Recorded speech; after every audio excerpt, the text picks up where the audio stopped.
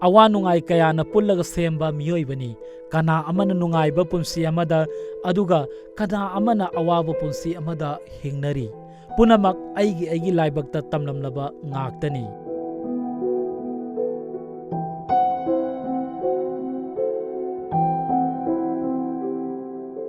Haorang Sabal Awang Leikai da leiba Konthoujam Thajamanbi machin manau marigi manungda khwaidagi ahanni.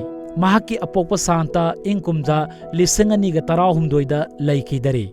Masigi matung kumja 2019 dana apokpi mama santisu isorgi khuya tanki.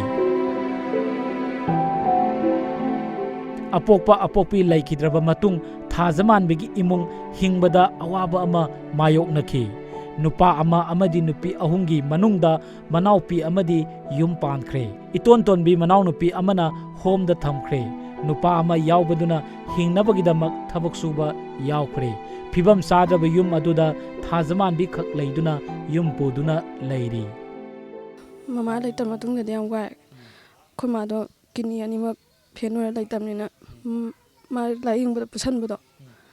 Adu singna bona bada now pas yum da leitraba thabak suba chatle aina tawbaduga yam wana denam lei yumgi fibamna mahi masing mapung phana tamhaudraba Thajamanbi fi londuna yum puri amaromda mahaki manau nupana thabak subadagi fanglakpa sempham kharana masegi mateng pangli wana saba fibam sadraba yum adu fairengi nungsit laklabadi soidana humdokini haibagi nungnangba marakta Thajamanbi mathanta akiba amaga loinana yum aduda leiri puspasu khoi senthoksiga like tam han mangam dawda home da tham janjena khoi leikai gi member ga pradhan gan torga thamgre abungona surakpaduga aina chubajiga torga dawi Resan card natana karisu phangdana leiriba Thajamanbigi yum PFAGY gi makhada yum sananabagi list ta yaure hairabasu karam kanda sagani haiba khangdari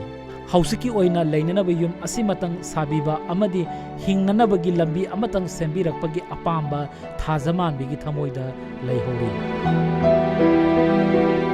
chingdi phange duga haksin kati sadri khoi yum ji kakthang sabiba pam atei thoidokpadi pamde yum je nong juba kanem ngaitaba suraga talaga hingiba emung ashida kanagumba pokchen chawbasingna mateng pangbiragadi hairiba Konthoujam Thajamanbigi yungi awabasi kharadu oirabasu kokani haibagi wakal Thajamanbigi thamoida fauri cameraman sanjoy ga loinana paudam jariba nabukumar khagopam tansom manipur Haorang Sabal